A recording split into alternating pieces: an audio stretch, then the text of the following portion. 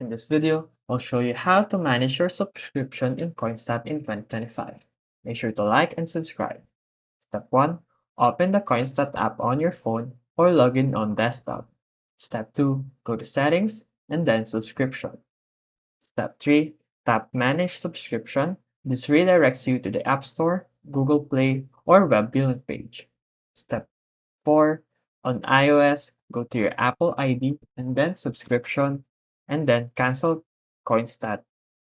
Step 5. On Android, open Google Play and Payment, and then go to Subscription, then choose CoinStats, then Cancel. Step 6. If you subscribed on desktop, click Billing Settings in CoinStat and cancel directly. Now, you can easily cancel or remove your CoinStat subscription anytime. If this video helped you, feel free to like and subscribe for more videos. Thank you for watching.